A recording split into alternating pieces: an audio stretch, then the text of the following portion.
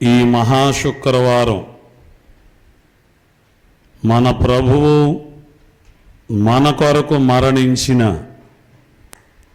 మరణ శిలువ ధ్యాన దినాన్న అందరం కూడా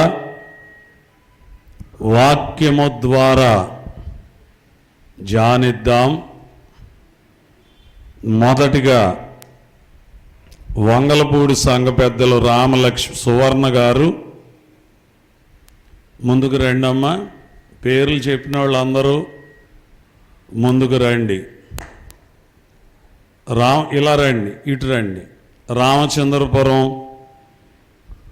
షారోను పద్మ గారు, రాపాక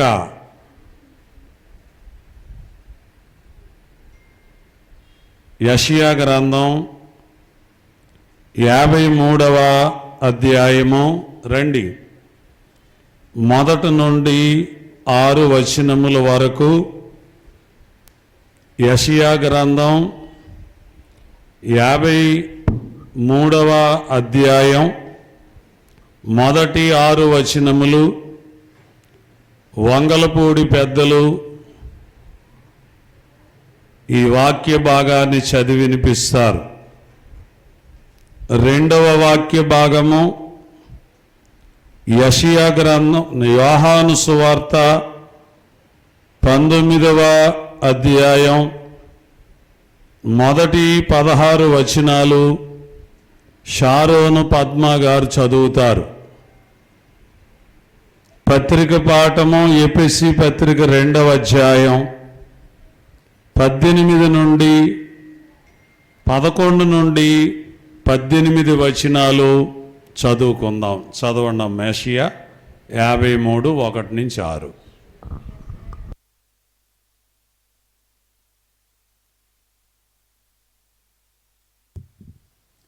మేము తెలియజేసిన సమాచారము ఎవడు నమ్మెను?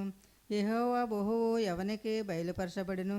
లేత మొక్కవలను ఎండిన భూమిలో మొలిసిన మొక్కవలను అతడు ఆయన ఎదుట పెరిగెను.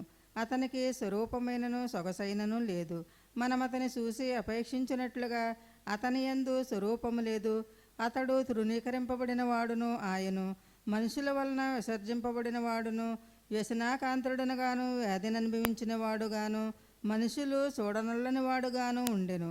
అతడు తృణీకరింపబడిన వాడు గనుక మనము అతన్ని ఎన్నిక చేయకపోతిమి. నిశ్చయముగా అతడు మన రోగములను భరించెను, మన వ్యసనములను వహించెను. అయినను మొత్తబడిన వానిగాను దేవుని వలన బాధింపబడిన వానిగాను శ్రమనొందిన వానిగాను మనం అతన్ని ఎంచితిమి. మన అతిక్రమను బట్టి అతడు గాయపరచబడెను, మన దోషములను బట్టి నలుగగొట్టబడెను. మన సమాధానార్థమైన శిక్ష అతని మీద పడెను. అతడు పొందిన దెబ్బల చేత మనకు స్వస్థత కలుగుతున్నది. మనమందరము గొర్రెల వలె త్రోవ తప్పిపోతిమి. మనలో ప్రతివాడును తనకిష్టమైన త్రోవకు తొలగెను. యెహోవా మన అందరి దోషమును అతని మీద మోపెను. ఆమేన్. ఈ పరిశుద్ధ వాక్యం దేవుడు దీవించిన గాక. ఆమేన్. కుమారుడైన తండ్రిని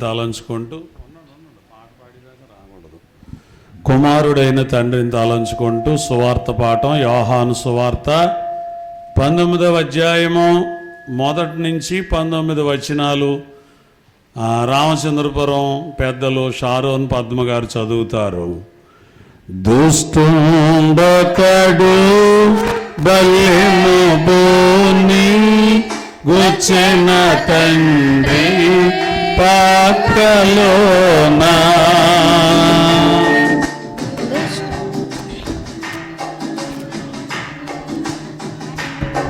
దుస్తుండకడు బల్లెమోని గుచ్చిన ప్రక్కలోన గుచ్చిన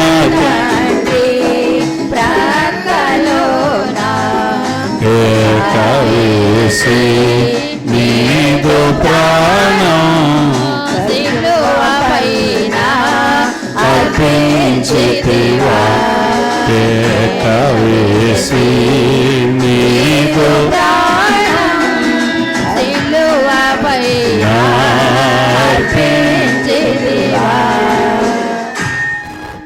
కుమారుడైన తండ్రిని తలంచుకుంటూ సువార్త పాఠము.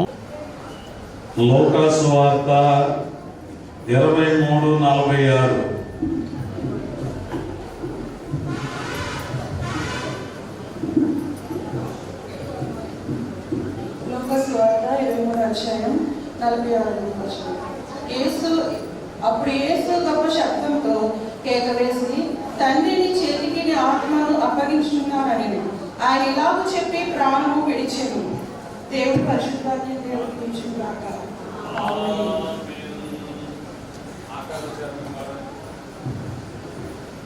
7 మాటలు పలికినవా? గనుక నీ ఆత్మ మరణమునా నీలో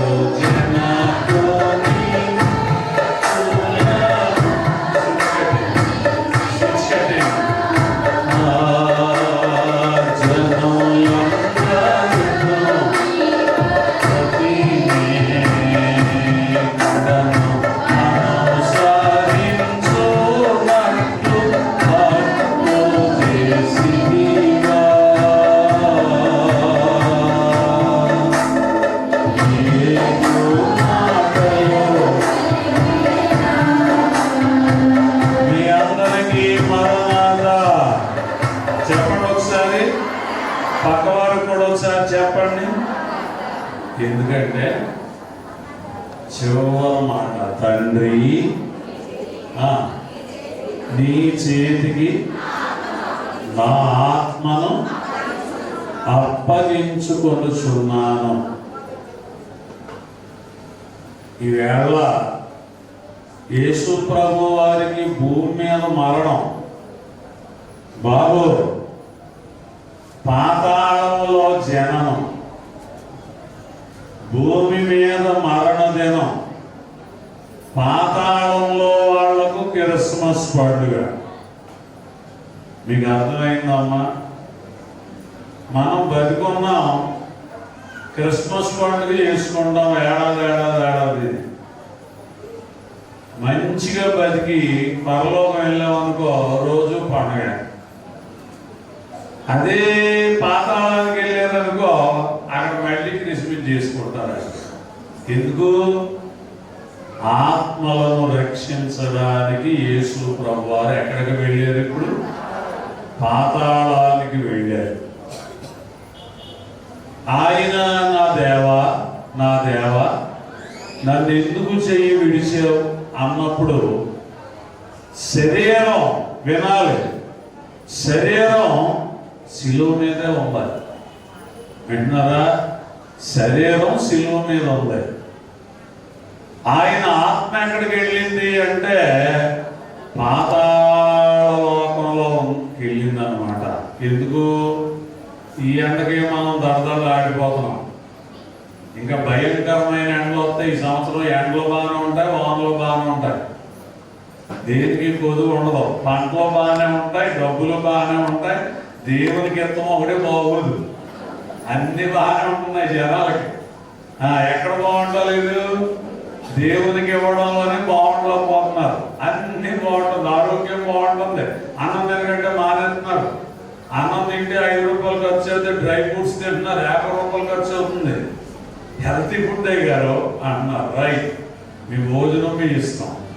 కానీ పాతాళలోకంలో వాళ్లకు ప్రియులరా పరిస్థితి ఎలా ఉందంటే, పాతాళంలో ఉన్న వాళ్ళ పొజిషన్ ఎలా ఉందంటే, అక్కడ విపరీతమైన దాహం, అగ్ని జ్వాలలు అడ్డం వచ్చి ఊరుకు పెట్టి అప్పలెవరో కనపడరు. అడ్డం వచ్చేది అప్పలెవరు ఇప్పుడు ఊరుకుండా ఏడుతున్నారు అనుకో, మీ ఇంట్లో అయినా మీ మీద తెక్కొచ్చి కోపం వచ్చి 2 దరువులు వేయడనుకో, ఇంకా మూలుగుతున్నారు అనుకో, ఏడనే అంటాడు కసి.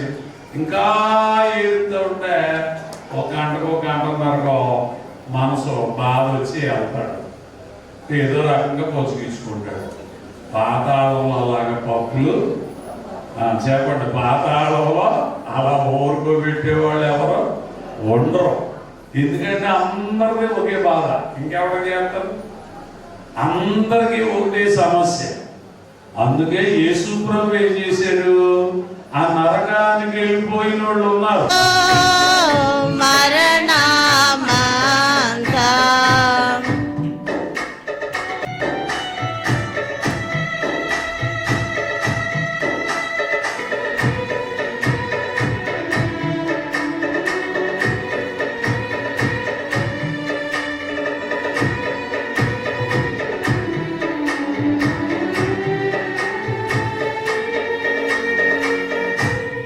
हटी काटी नेटे कोटे केटे रे सो नादो नकाटा पटे काटे नेटे कोटे केटे रे सो नादो नकाटा आटे श्रमला नोंदे पलोका दाये येसो स्वामी नामा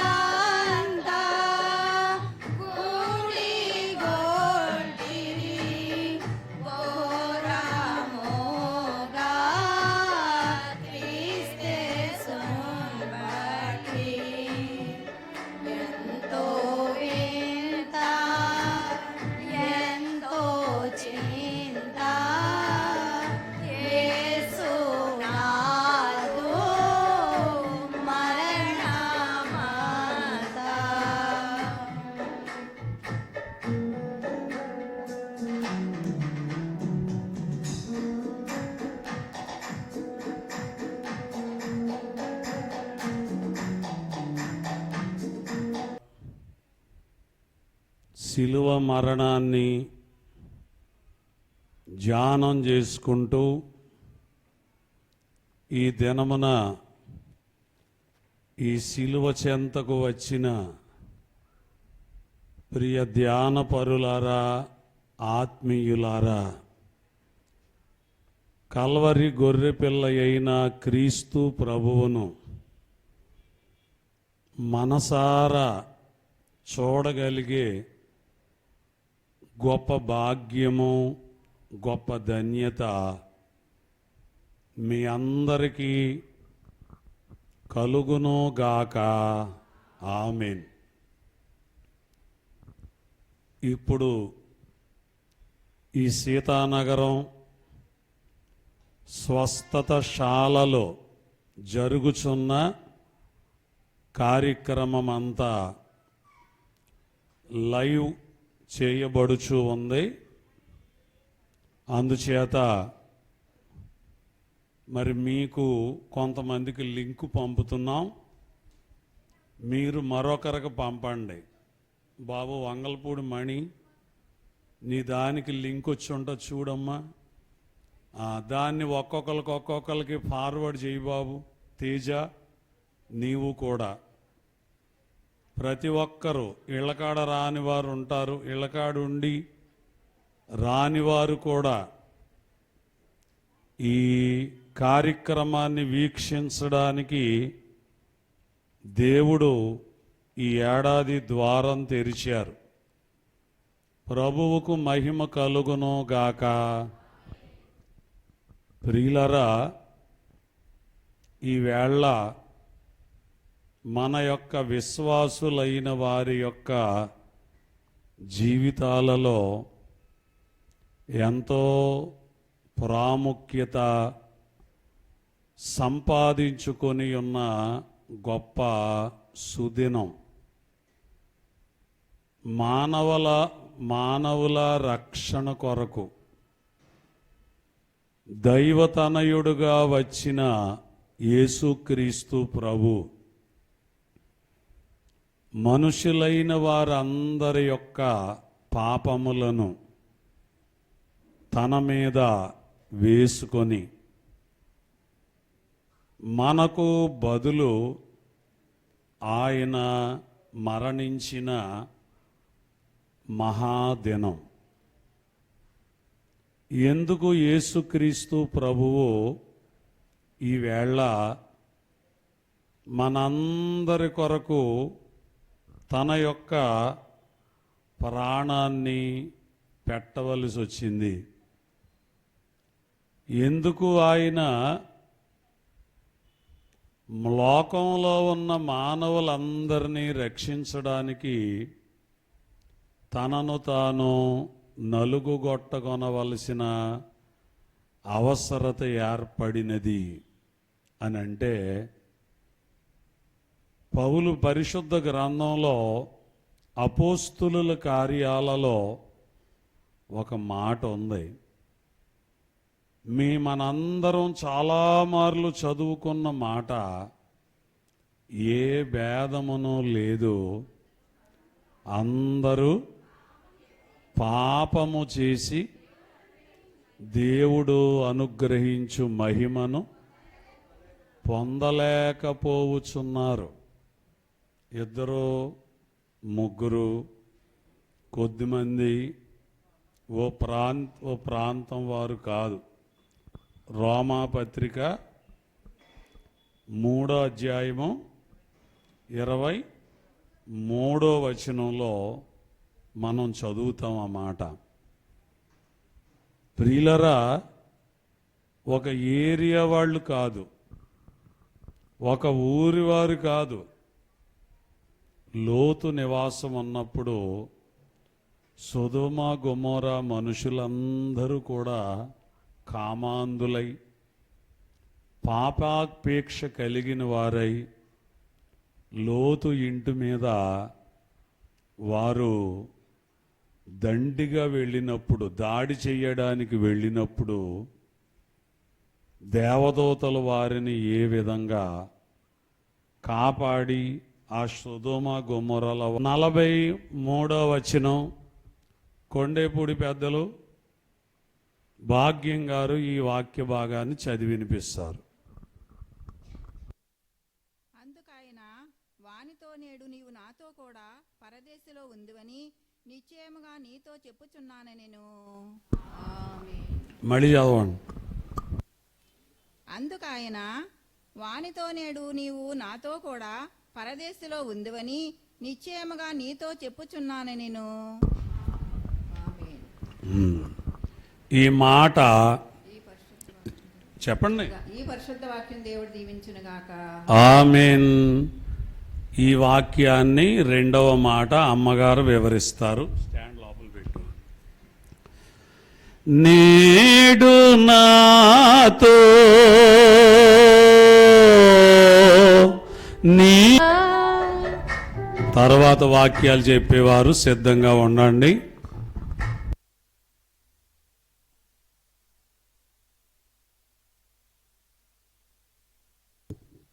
కూడి వచ్చిన మీ అందరికీ ఈ మహాశుక్రవారపు శుభములు కలుగునుగాక. ఆమేన్. మరి ఈ మంచి శుక్రవారం యేసుక్రీస్తు ప్రభువారు మనందరి రక్షణార్థమై శిలువ మీద పలికిన రెండవ మాట. లూకాసు వార్త 23వ అధ్యాయము 43వ వచనాన్ని యేసుక్రీస్తు ప్రభువారు శిలువ మీద ఉండి దొంగ అడిగినటువంటి మరి ప్రశ్నకు సమాధానంగా చెప్పారు, లేదా దొంగ అడిగినటువంటి మరి మాటకు ఆయన ఇచ్చినటువంటి సమాధానము ఏంటి ఈ మాట అని అంటే, దొంగ ప్రభువుని ఏమని అడిగాడు శిలువ మీద? ఆయనను చూచి, యేసు నీవు నీ రాజ్యములోనికి వచ్చినప్పుడు నన్ను జ్ఞాపకము చేసుకొనుము. ఆ తర్వాత చదవండి. అందుకు ఆయన వానితో, నేడు నీవు నాతో కూడా పరదైసులో ఉందువని నిశ్చయముగా నీతో చెప్పుచున్నానెను. చిన్ని ప్రార్థన చేసుకుందామండి. కృపోన్నతుడు అయిన మా తండ్రి, మీ ఉన్నతమైన నామమునకు స్తుతులు స్తోత్రములు వందనములు. మానవులము పాపులమైనటువంటి మమ్మల్ని అందరినీ రక్షించి నిత్యరాజ్య వారసులనుగా చేయుట కొరకు మహిమలోకమును విడిచి మానవ లోకములోనికి దాసునిగా వచ్చి దాసుని స్వరూపములో మా మానవ శరీరములో మా శిక్షను అనుభవించి మాకు నిత్యమోక్షం అనుగ్రహించిన కల్వరి గొర్రెపిల్ల అయిన క్రీస్తు ప్రభు నామములో వేడుకొనుచున్నాము తండ్రి. ఆమేన్.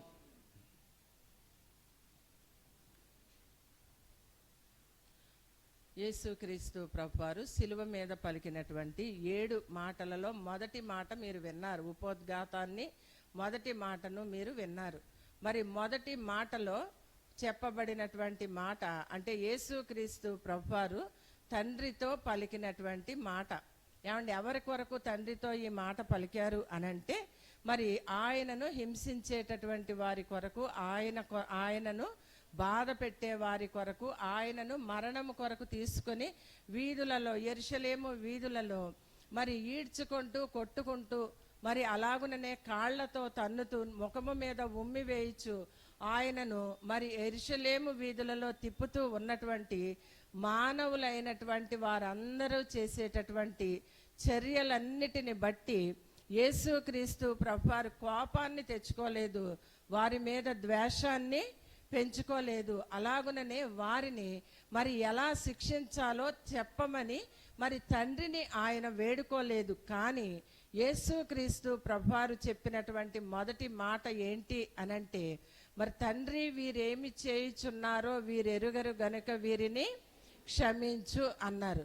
ఏమండి, క్షమించుట అనేటటువంటిది మనము చూచినప్పుడు ఈ క్షమించాలి అనంటే మొట్టమొదట మనలో ఉండవలసింది ఏంటి అనంటే ప్రేమ కావాలన్నమాట అండి. ప్రేమ లేకపోతే క్షమించేటటువంటి తత్వము మానవ నైజములో ఉండదు. మానవ నైజం అస్సలు కాదనమాట అండి క్షమాగుణం. మరి క్షమించాలి అనంటే ప్రేమ కావాలి. అందుకనే యేసుక్రీస్తు ప్రభువారు ప్రేమ స్వరూపి, దేవుడు లోకమును ఎంతో ప్రేమించెను అని యోహాను సువార్తలో మనం చూస్తామన్నమాట అండి. మరి చూడండి, లోకమును ప్రేమించాడు అనంటే మరి యోహాను సువార్త 13వ అధ్యాయములో మనం చదివాం. కదండి, చూపించారు మీకు అయ్యగారు. ఏమని చదివారు అక్కడ? ఏమండి, తాను లోకములోనున్న తన వారిని ప్రేమించి వారిని అంతము వరకు ప్రేమించెను. చూడండి, లోకములో ఉన్నటువంటి తనవారు అనబడిన వారు ఎవరు అనంటే యేసుక్రీస్తు ప్రభువును తండ్రి భూలోకములోనికి పంపినప్పుడు తండ్రి మాటకు విధేయుడై ఆయన భూలోకములోనికి వచ్చి మరి మనలను రక్షించటానికి ఆయన చేసినటువంటి మరి పరిస్థితి లేదా చేసినటువంటి త్యాగం అన్నమాట అండి. అయ్యగారు రాశారు పాటలో, కానుకల పండుగకు మనం పాడే పాటలో, నీకు ఏమి ఇవ్వగలను అనే పాటలో తనువంతటిని ఏం చేశాడు ఆయన? మన కొరకు ఇచ్చివేశారనమాట. ఆయన తనువంతటిని అనంటే మొత్తం అంతా కూడా తనను తాను ఆయన మన కొరకు అర్పించు. చూసి అమ్మా ఇదిగో నీ కుమారుడు అని తన తల్లితో చెప్పాను. ఆమేన్. ఈ పరిశుద్ధ వాక్యం దేవుడు దీవించును గాక. ఆమేన్. ఆమేన్. తెల్లదిగో లోపలికి మాట దిగో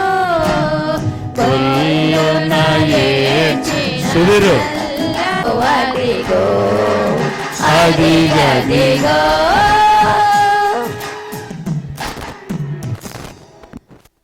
అందరికీ మరణాతండి. మొదటిగా ఈ అవకాశం ఇచ్చిన దేవాది దేవునికి వందనాలు తెలియజేస్తున్నాను. అయ్య గారికి, అమ్మగారికి, చిన్నయ్య గారికి, చిన్నమ్మ గారికి మరణాతలు తెలియజేస్తున్నాను. కూడి వచ్చిన మీ అందరికీ కూడా మరణాత. ఇప్పుడు 3వ మాట నాకు ఇచ్చారండి సమయం.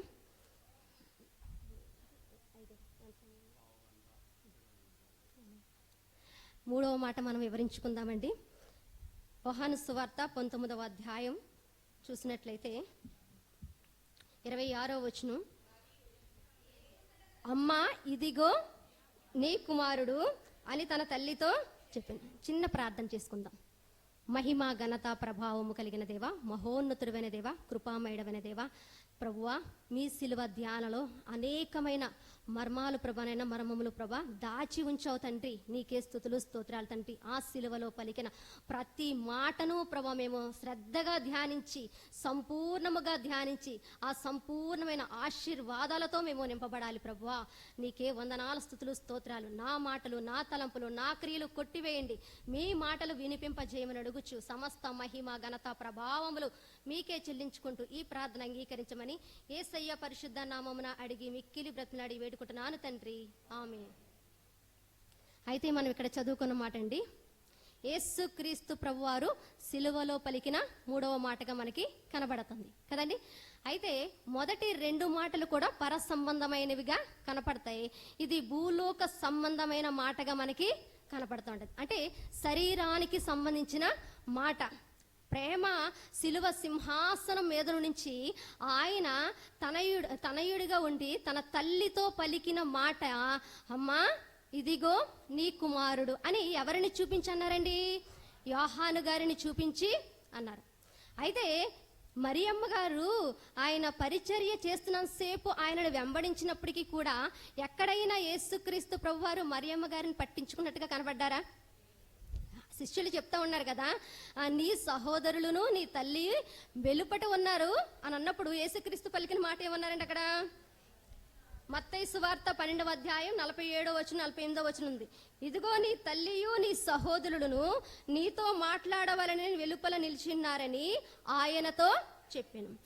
నా తల్లి ఎవరు, నా సహోదరులు ఎవరు అని చెప్పి తన శిష్యుల వైపు చెయ్యి చాపి, ఇదిగో నా తల్లియు నా సహోదరులను, నా సహోదరు పరలోకమందున్న నా తండ్రి చిత్తము చొప్పున చేయువాడే నా సహోదరుడు అని చెప్పారు. అంటే అక్కడ ఎప్పుడైనా తల్లిని పట్టించుకున్న సందర్భాలు ఆయన పరిచర్య చేసినంత సేపు కూడా కనబడలే. మనకి యేసుక్రీస్తు ప్రభువారి గురించి తల్లి మొట్టమొదటిగా కనాను విందులో ఆ వివాహ మహోత్సవంలో కనపడతారు కదండి. ఆ తర్వాత యేసుక్రీస్తు ప్రభువారితో సంబంధం కలిగిన వారుగా ఇప్పుడు సిలువ మ్రాను మీద వెంబడించిన తల్లిగా ఈ 2 సందర్భాలు యేసుక్రీస్తు ప్రభువారితో ఉన్నట్టు మరియమ్మ గారు కనబడతారు. అయితే ఇక్కడ మరి ఈ 3వ మాట అంత విలువైన మాట ఏంటండి? అత్యున్నతమైన ఆదరణతో కూడిన మాట అంటండి ఇది. అంటే యేసుక్రీస్తు ప్రభువారు సంతోషంతో ఉన్నారా? ఆయన ఎలాంటి పరిస్థితిలో ఉన్నారండి? ఆయన సంతోషంతో కూడి ఆదరణ మాట కలిగిన వారికి ఉన్నారా, లేకపోతే దుఃఖంతో కూడిన ఆదరణ మాట కలిగిన వారికి ఉన్నారంటే దుఃఖం. రక్తసిక్తమైన స్థితిలో యేసుక్రీస్తు ప్రభువారు అందరూ ఎడబాసిన వారికి ఉన్నారు కదండి. అక్కడ ఎవరైనా ఉన్నారు? శిష్యులు ఉన్నారండి. ఒక్క శిష్యుడు, ఆయన రొమ్మున ఆనుకొని ఉన్న యోహాను గారు తప్ప ఇంకెవ్వరూ కూడా లేరు. మరి ఆయన చేసిన అద్భుత కార్యాలు, ఆయన చేసిన ఆశ్చర్య కార్యాల గురించి వివరిస్తేనంట ఈ భూలోకమంతా కూడా సరిపోదు. మరి అన్ని అద్భుత కార్యాలు పొందుకున్న వారు మరి చివరి క్షణంలో ఎందుకు లేకుండా అయిపోయారు అండి? ఎవరికి భయపడ్డారు? మనుష్యులకు భయపడ్డారు, అధికారులకు భయపడ్డారు. అధికారులకు భయపడి మనుషులకు భయపడితే మన పరలోక రాజ్యానికి వెళ్ళగలమా? వెళ్ళలేం. కానీ మనం ఎవరికి భయపడాలి? దేవాది దేవునికి మనము మొదట ఆయన రాజ్యమును ఆయన నీతిని వెదికే వారికి ఉంటేనే మనము ఆయన యొక్క పరలోక రాజ్యాన్ని స్థానాన్ని సంపాదించుకునే వారిగా ఉంటాం. అయితే యేసుక్రీస్తు ప్రభువారు దేవదాసయ్య గారు చాలా సంగతులు సిలువ విలువ ధ్యాన కలువ అంటే ఆయన సిలువల గురించి చాలా సంగతులు తెలియజేశారండి. అసలు చదివితే అయ్యగారికి ఎంత జ్ఞానము దేవుడు ఇచ్చారా అని తెలుస్తూ ఉంటుంది అనమాట. అయితే ఆయన చెప్తున్న మాట ఏంటంటే, ఒకసారి అలాగే లోబడేవారిగా మనము బిడ్డలను పెంచాలి. మనకు లోబడేవారిగా, అది మన చేతిలో ఉంది. నా కుమార్తె చూస్తే, నా కుమార్తె అయితే పుస్తకాల్లో రాసుకుంటుంది, mummy is very bad girl అని రాసుకుంటుంది. ఎందుకు రాసుకుంటుంది? క్రమశిక్షణ అంటే ఎవరికి ఇష్టం ఉండదు కదా. క్రమశిక్షణ అంటే ఎవరికి ఇష్టం ఉండదు. కాబట్టి అయినప్పటికీ మనం భయపడక్కర్లేదు, బాధ అస్సలు పడక్కర్లేదు. ఎందుకంటే మనకు ఉపయోగపడపోయినా దేవునికి ఉపయోగపడే బిడ్డలుగా ఉంటే చాలండి, సమస్తము ఆయనకి మహిమ. అంటే ఆయనకు ఉపయోగపడే బిడ్డలుగా మనం నిలబెడితే చాలు, ఆశీర్వదింపబడిన వారిగా మన బిడ్డలు ఉంటారు. మన గారం పెట్టి మనం భయపెట్టకుండా వాళ్ళని వదిలేస్తే ఎలాంటి పరిస్థితులు ఎదురవుతాయో లోకంలో చూస్తూనే ఉన్నాం. కాబట్టి అలాంటి పరిస్థితులు ఉండకుండా లోబడే పిల్లలుగా మన బిడ్డలను నడిపించాలి. యేసుక్రీస్తు ప్రభువారు కూడా తల్లిదండ్రులకు లోబడిన బిడ్డగా ఆయన నడుచుకున్నారు. వయసందు, జ్ఞానమందు, బుద్ధి అందు కూడా నడుచుకున్న వారిగా ఉన్నారు. అలాగే ఒకవేళ లోబడే పిల్లలుగా ఉంటే దీర్ఘాయుష్మంతులుగా ఉంటారు. నిర్లక్ష్యము కలిగిన బిడ్డలుగా ఉంటే శపింపబడిన వారిలాగా ఉంటారు. కాబట్టి అది మన చేతిలో ఉంది. అయితే ఇక్కడ మన కుమారుల గురించి మనం తెలుసుకున్నాం. మరి మనకు ఒక తల్లి ఉన్నారు. ఎవరో మనకు తల్లి? మనమంతా వధువు సంఘం కదా. మనకి తల్లి ఎవరండి? తల్లి సంఘం. ఎవరండి? తల్లి సంఘం. మనందరికీ తల్లి సంఘం ఉందా లేదా? ఉంది కదండి. తల్లి సంఘం అనేది అంటే ఎలాంటి కష్టాలు వచ్చినా తల్లి సంఘాన్ని మనము విడిచిపెట్టకూడదు. ఎలాంటి శోధనలు వచ్చినా తల్లి సంఘాన్ని మనము మనం వర్ధిల్లాలండి. మనం ఇక్కడికి వచ్చి ఆత్మపూర్ణులే వర్ధిల్లాలి. అనేక మందికి ఆశీర్వాదకరంగా మనము నిలబడాలి. వేరే విషయాలు అనవసరం మనకి. మనం దేవుని మందిరంలోకి వచ్చామంటే దీవించబడాలి, ఆశీర్వదింపబడాలి. మనము దీవించబడమే కాదు, మన ఆశీర్వదింపబడమే కాదు, వేరొకరికి ఆశీర్వాదకరంగా మన జీవితాలు నిలబడాలి. అది ఎప్పుడు జరుగుతుంది? చిన్న సంఘంగా దేవుని పాదాల దగ్గర తల్లి సంఘం కనపడుతుంది. అలాంటి తల్లి సంఘాన్ని మనము ఏంటండి నిర్లక్ష్యము లోబడి ఉంటే ఆశీర్వదింపబడతాం. మన ఒక్కలమే కాదు, మన బిడ్డలు ఆశీర్వదింపబడతారు, మన బంధువులందరూ కూడా ఆశీర్వదింపబడతారు. కాబట్టి తల్లి సంఘమును మనం ఎప్పటికీ కూడా మనము విడిచిపెట్టే వారిగా మనము ఉండకూడదు. తల్లి సంఘాన్ని హత్తుకునే వారిగా, ఏ శ్రమ వచ్చినా కూడా, ఏ కష్టం వచ్చినప్పుడు కూడా తల్లి సంఘాన్ని హత్తుకునే వారిగానే మనము ఉండాలి. అంటే నేను కూడా నన్ను బిఫోర్ అంటే పెళ్లి కాకముందు నన్ను చూశారు, పెళ్ళి అయిన తర్వాత కూడా చూశారు. నేను అంతా అవకాశం అడుగుతూ ఉంటాను, అయ్య గారు నేను అక్కడ వాక్యము చెప్తాను అంటే. ఏంటంటే ఆ తల్లి సంఘం మీద ఉన్న మమకారం మనకి ఇక్కడ ఒక క్రమశిక్షణ అనేది ఉంటుందండి. నాకు భర్త సంఘం ఉంది, క్రమశిక్షణ అనేది ఇక్కడ ఉంటుంది. అంటే ఆ సంఘాలలో వాళ్ళ అలవాట్లు చూస్తూ ఉంటే కొంచెం బాధ అనేది పడుతూ ఉంటుంది. 5వ మాట ఏంటండి? 5వ మాట దప్పిగొనుచున్నాను అనే మాట ఉంటుంది. అదే 5వ మాట దప్పిగొనుచున్నాను అనే మాటకి ద్రాక్షారసం వచ్చేస్తుంది మనుషులందరి దగ్గరికి, మజ్జిగలు వచ్చేస్తాయి, నిమ్మరసం వచ్చేస్తుంది. అక్కడ యేసుక్రీస్తు ప్రభువారు 5వ మాట చెప్పినప్పుడు ఆయన వేదన లాంటిది, చాలా భయంకరమైన వేదన. మరి ఇక్కడ సంఘ పరిస్థితులు చూస్తే ఆ టైంకే ద్రాక్షారసం తాగేస్తున్నారు, నిమ్మరసం తాగేస్తున్నారు, మజ్జిగ తాగేస్తారు. అంటే మిడిల్ అనమాట. అంటే ఒక క్రమశిక్షణ. అది ఒక సంవత్సరం చూశాను, నాకు గుడ్ ఫ్రైడేలాగా అనిపించలేదు. అసలు నేను గుడ్ ఫ్రైడేకి వెళ్ళానా అన్నది నాకు చాలా బాధ. ఎందుకంటే మనకు ఒక క్రమశిక్షణ లాంటిది ఉన్నది. అంటే నా భర్త లేరు కాబట్టి నేను చెప్తున్నాను ధైర్యంగాను. అది నేను జీర్ణించుకోలేకపోయాను, చెప్పపడమేనండి, నేను జీర్ణించుకోలేకపోయాను. అయితే ఆ విధంగా నాకు చాలా కష్టమైంది. అక్కడ నాకు దేవుడు అవకాశం ఇచ్చారు వాక్యం చెప్పడానికి.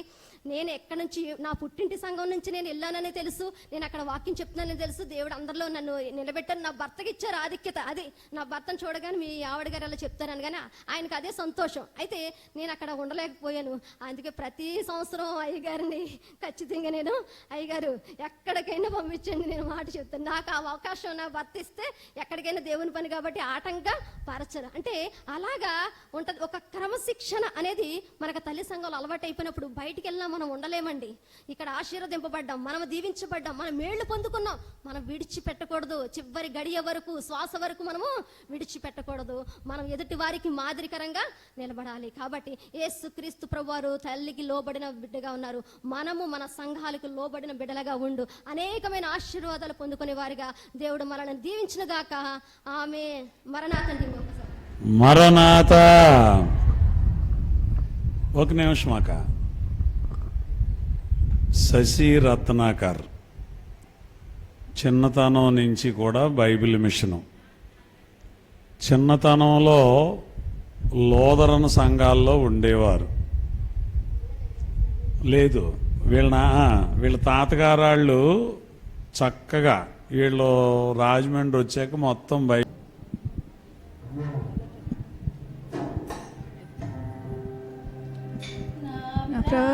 ప్రాణదీపమా నా తోడు నేస్తమా, నేనంటే అంత ప్రేమ,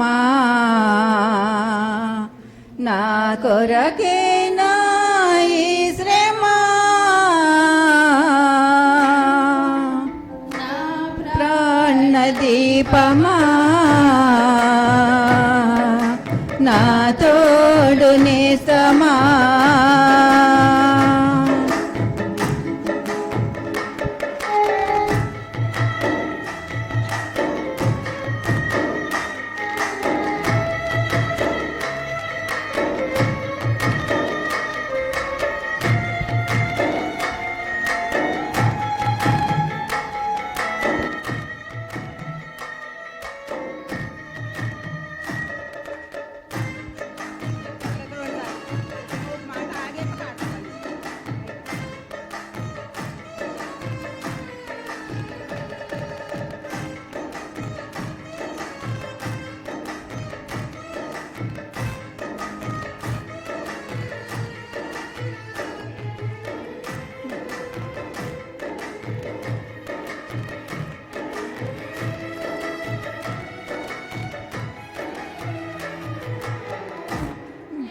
న్యాయాధిపతి నీవయ్యుండి తీర్పుకు నిలిచావే, నా దోషములు నీవు వహించి శిక్షను కోరావే.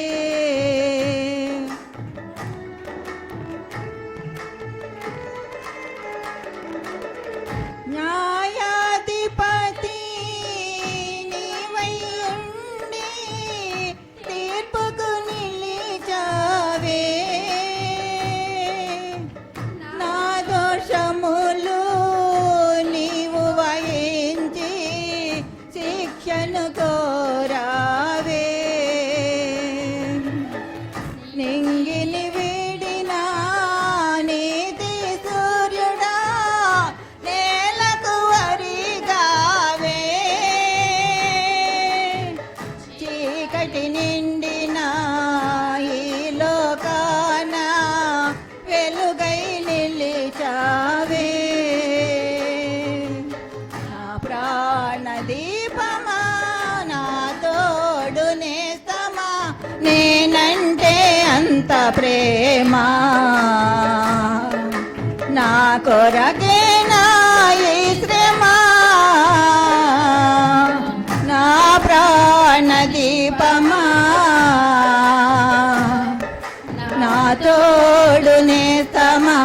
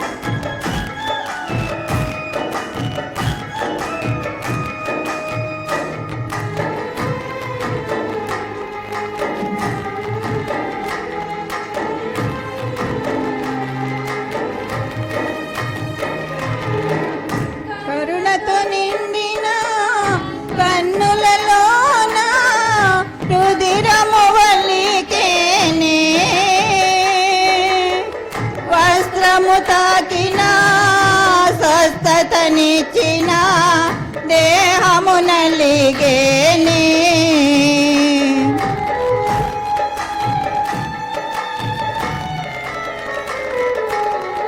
కరుణతో నిండిన కన్నులలోన రుధిరము వలిగేని. వస్త్రము తాకిన స్వస్థతనిచ్చిన దేహము నలిగేని. నాకు ఇట్టి అవకాశం ఇచ్చిన దేవాది దేవునికి నా నిండు మరణాతలండి.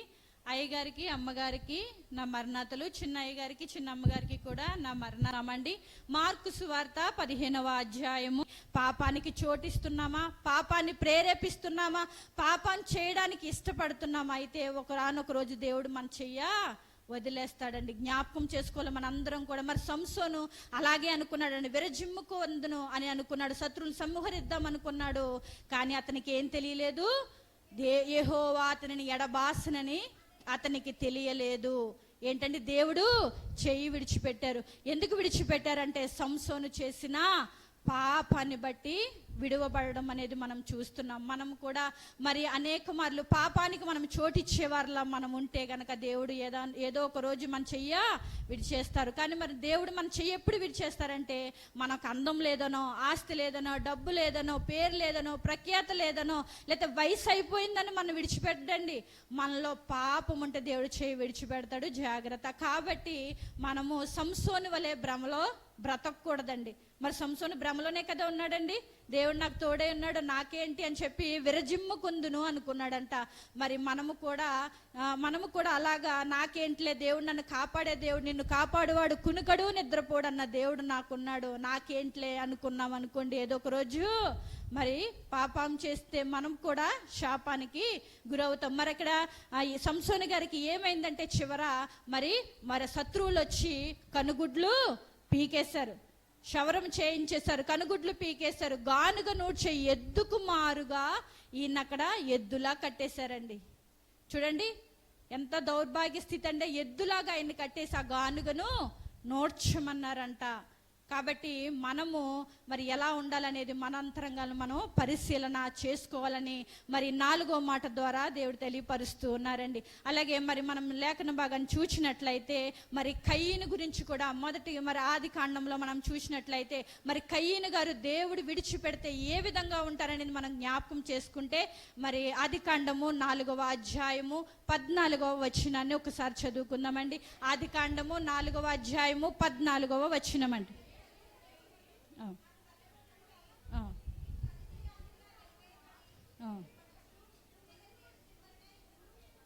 చాలండి. మరి కయ్యను ఏమంటున్నారంటే, నీ సన్నిధికి రాకుండా నన్ను వెలివేసితివి కాబట్టి దిగులు పడుచు దేశ దిమ్మరినయుందును. మరి కయ్యను కూడా దేవునికి విరోధమైన పని చేశారు కాబట్టే దేవుడు ఏం చేశారండి, విడిచిపెట్టినట్లుగా మనం చూస్తున్నాం. మరి దేవుడు మనల్ని విడిచిపెడితేనండి మన బ్రతుకు ఎలా ఉంటుందనేది మనము ఊహించుకోవడానికి కూడా అంతు చిక్కదనమాట. అది వర్ణనాతీతం అనమాట, వర్ణించలేమన్నమాట దేవుడు మన చెయ్యి విడిచిపెట్టేస్తే. కాబట్టి మనం ఎప్పుడు కూడా మనుషుల మెప్పు కొరకు ఉండకూడదండి, మనుషుల్ని సంతోషపరిచేవారుగా మనం ఎప్పుడు ఉండకూడదండి. మనుషుల్ని కూడా ఎప్పుడు పరిపూర్ణంగా సంతోష పెట్టలేమండి. ఎందుకంటే మనుషులు ఎలా ఉంటారో మనకి తెలియదు. ఎందుకంటే ఒక సందర్భంలో ఒకలా ఉంటారు, మంచి చేస్తే ఒకలా ఉంటారు, చెడు చేస్తే వేరేకలా మాట్లాడతారు. కాబట్టి మనము దేవునికి ఇష్టమైనట్లుగా దేవుని చిత్తాన్ని చేసేవారిగా పాపాన్ని అసహించుకొని దేవుని కొరకు దేవుడు మన చెయ్యి పట్టుకొని ఆయన ఎల్లప్పుడూ ఉన్నాడు గనక ఆ చెయ్యి మనము మరి ఆ చెయ్యి పట్టుకొని దేవుడు మన చెయ్యి పట్టుకునే రీతిగా ఉండాలి. మన ప్రవర్తన కానీ మన మాట కానీ మన యొక్క క్రియ తలంపు అన్నీ కూడా దేవుని స్వాధీనం అందున్నాయి. కాబట్టి మనం ఎలా ఉండాలంటే సంసోను వలె మరి భ్రమలో బ్రతకకూడదండి. మనం ఎలా బ్రతకాలంటే దేవుడు ఎల్లప్పుడూ మన యందు ఆనందించే విధంగా మనం బ్రతికినట్లయితే మరి దేవుని దగ్గర నుంచి మనకి ఎడబాటు అనేది రాదు. మరి సిలువలో మనము చేసిన పాపములను బట్టే మరి ఏదేను వనములో మొదట ఆదాము అవ్వలు చేసిన పాపాన్ని బట్టి మరి మనుషులందరికీ ఆ పాపము మరి జరుగుతూ వచ్చి ఉన్నది కనుక మరి యేసుక్రీస్తు ప్రభువారు అందుకే నా దేవా నన్ను ఎందుకు చేయి విడుచుతున్నావు అని అడిగారండి. మరి ఇక్కడ మనం చూసినట్లయితే తండ్రి దగ్గర నుంచి ఎడబాటు కదండి అది. మరి దేవుని దగ్గర నుంచి మనుష్యునికి ఆ ఎడబాటు ఉండకూడదనే మరి యేసుక్రీస్తు ప్రభు వారు సిలువలో ఆ ఎడబాటును ఆయన అనుభవించినట్లుగా మనం చూస్తున్నామండి. మనం అనుభవించవలసినది మనకి మారుగా ఆయన కలవరి గొర్రె పిల్లగా సిలువ మీద ఆ ఎడబాటును అనుభవించినట్లుగా, ఆ ఎడబాటు మనము అనుభవించకూడదని ఆయన అనుభవించినట్లుగా చూస్తున్నాం. మరి యేసుక్రీస్తు ప్రభు వారు మరి సిలువలో మరి ఆయన యొక్క ప్రాణత్యాగమును బట్టి, ఆయన ప్రేమను బట్టి మనకి రక్షణ కలిగినదండి. ఆయన రక్తమును బట్టి మనకి విమోచన కలిగినది. మరి ఆయన త్యాగమును బట్టి మన జీవితము మరి నిలవబడి ఉన్నది. అలాగే ఆయన గాయములను బట్టి మనకి స్వస్థత కలిగి ఉన్నదండి. అలాగే ఆయన మరణము మనకి జీవమై ఉన్నది, జీవితమై ఉన్నదండి. బిడ్డవి, నువ్వు ఆత్మదాహాన్ని తీరిస్తే దేవుడు నీ కుటుంబాన్ని దాహం తీరుస్తాడు, నీ సమస్తము నెరవేరుస్తాడు. నాకు ఇచ్చిన దేవుడు మీకు ఎవడా ఏమండి ఇస్తాడా లేదా? చూడండి ఒకసారి లాస్ట్గా. మేము ఇన్ని చేసిన దేవుడు మనకంట ఎక్కడ చూపిస్తాడంటే, ప్రియ బిడ్డలారా, హగ్గయి గ్రంథంలో 1:6 తీకండి, నేనే చదువుతాను. మీ ప్రవర్తన గూర్చి ఆలోచించుకోండి. మనము మంచిగా దేవుని యందు మన ప్రవర్తన దేవుడు చూస్తాడట. ఆయన ఆలోచించే కొలది మన ఆలోచనలు ఎరిగిన దేవుడట. ప్రియ బిడ్డలారా, ఎందుకు చెప్తున్నాను? మన ప్రవర్తన చూసే దేవుడు. ఇక్కడ ఏదో అబద్ధవాడి అక్కడికి వెళ్ళి నిజమని ఒప్పుకుంటాను, కుదరదు. ఈయన జీవము గల దేవుడు. మీరు అనుకుంటారు యెరూషలేములో వెళ్ళినప్పుడు, నేను 3 సార్లు వెళ్ళినప్పుడు నేను చాలా భయపడేవాడిని. ఎందుకంటే ఆయన మహిమ అక్కడ కాదు, యావత్ ప్రపంచం అంతా ఉంది. ప్రియ బిడ్డలారా, అందుకే ఈ రోజున మనం ఎంతగా సంతోషంగా ఉన్నామంటే ఆయన ప్రాణత్యాగం. ఎప్పుడైనా యేసు ప్రభు బిడ్డగా నువ్వు ఎవరికైనా చెప్తున్నావా? ఆయన దాహం నువ్వు తీరుస్తున్నావా? నీ పక్కింటికి వెళ్ళి, రామ్మ నా సన్నిధికి, నా దేవాలయంకి రండి, ఒకరోజు స్వస్థశాలకు రండి, మీ కష్టాలు తీరుతాయని నువ్వు ఏనాడైనా చెప్తున్నావా? ఒక్కరినైనా తీసుకొస్తున్నావా? ఈ సంవత్సరంలో ప్రభువా నేను ఎంతమందిని తీసుకొచ్చాను నీ దేవాలయానికి, ఒకసారి మీకే వదిలేస్తున్నాను, లెక్క పెట్టుకోండి. అయ్యా మీరు ఎంత చెప్తున్నారు, మీరు ఎవరిని తీసుకొచ్చారని నేను చెప్తాను. ఒక క్యాన్సర్ పేషెంట్ మొగుడు పెళ్ళడానికి ఇంట్లో ప్రార్థనకు వచ్చారు అలా ఎందుకు, వాళ్ళకి నేను ప్రార్థన చేస్తే నా దైవజనుడికి అప్పగించాను. ఈ రోజుకి కూడా సంస్కారానికి ఆదివారాలు వాళ్ళ కుటుంబం అంతా కూడా మద్దూరు నుంచి వస్తారండి. మద్దూరు నుంచి వస్తారు, మళ్ళీ పంగిడి నుంచి వస్తారు. ఎందుకండి? ఇక్కడ ఏదో ఉందని రారండి. దైవ శక్తి, దైవ కృప ఇక్కడ ఉంది. అందాక అన్నారు కదా, దైవ కృపను మీరు ఎదిరించకండి. ప్రియ బిడ్డలారా, ఎందుకు చెప్తున్నానంటే మరొక మాట చెప్తాను మీకు. ఏమంటానంటే మత్తయి సువార్త 25 ఒకసారి తేరితో 25:35 వచనంలో ఏమన్నదంటే, నేను ఆకలి కొంటిని, మీరు నాకు భోజనం పెట్టితిరి, దప్పికొంటిని, నాకు దాహము తీర్చారా? మత్తయ్య గారు అడుగుతున్నారు, ప్రభువే అడుగుతున్నారు. ఏమంటున్నారు? నేను ఆకలి కొన్నాను, మీరు నాకు భోజనం పెట్టారు, దప్పికొన్నాను, నాకు దాహం తీర్చారు. ఎప్పుడు? మత్తయి సువార్త 25 అదే 40లోకి రండి ఒకసారి. అల్పులైన ఈ నా సహోదరులు ఒకరిని చేర్చుకొనుట వలన నాకు చేసితిరి నిశ్చయంగా మీకు చెప్తున్నాను. ఎవరిని చేర్చుకున్నారు? అల్పులైన వారిని చేర్చుకుంటారా? నా దైవజనుడు ఎలా చేసేవారు చెప్పనా? నా దైవజనుడు నేను నా వయసులో ఉన్నాను, ఇప్పుడు నాకు 60 సంవత్సరాలు. నాకు ఇప్పుడు అయ్యగారు చనిపోయి 31 సంవత్సరం అంతా అయి ఉంటుంది. 95లో చనిపోయారు. అమ్మా, ఆయన ఇక్కడ కూర్చొని ఒక కుర్చీ ఉండేది, అమ్మగారు కూర్చున్నాడుగా, అక్కడ ఒక కర్ర ఉండేది. ఆ కర్ర కాలు వేసుకొని సాయంత్రం 4 గంటల నుంచి 6 వరకు ఆ చల్ల గాలిలో కూర్చొని పేదవారు వచ్చేవారండి, దిక్కులేని వారు వచ్చేవారండి. అప్పుడు వచ్చిన కానుక ఎంత అంటారు చెప్పరా? తెలీదా? మనమే ఇస్తాంగా. అద్దనాలు, 10 పైసలు, పావలాలు, రూపాయి బిళ్ళలు కూడా, రూపాయి నోట్లు కట్టొచ్చేదండి.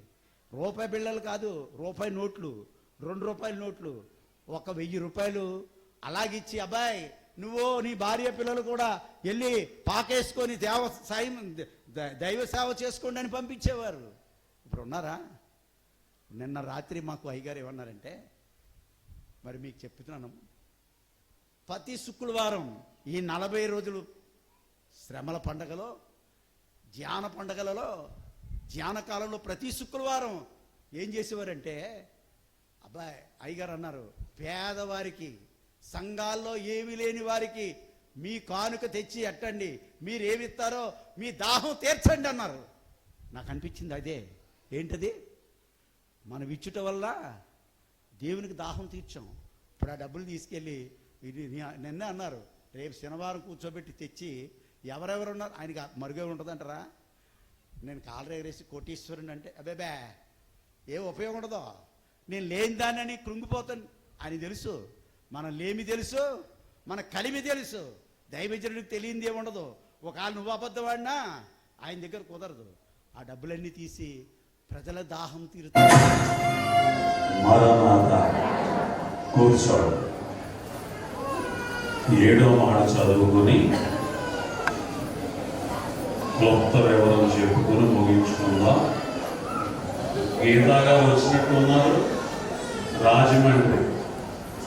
గీతా గారు వచ్చారా? రెండమ్మ రండి, లేదంటే చివరికి మరి ముగింపులోకి వెళదాం.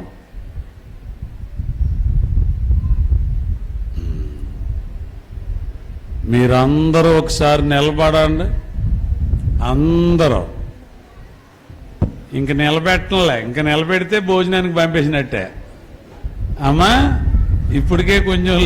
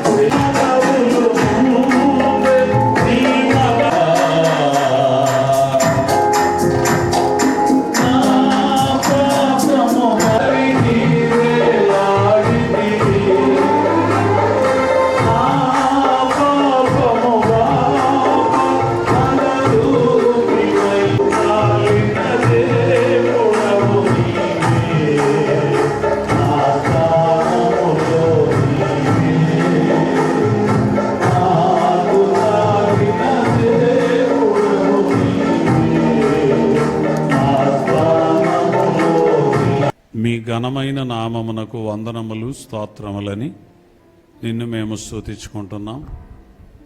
ఈ దినమంతా నీ పాదముల దగ్గర ఉంచావు, అందుకు నీకు వందనాలు స్తోత్రాలు. వీరందరినీ బలపరచు, నీ ఆత్మతో శక్తితో బలముతో నింపి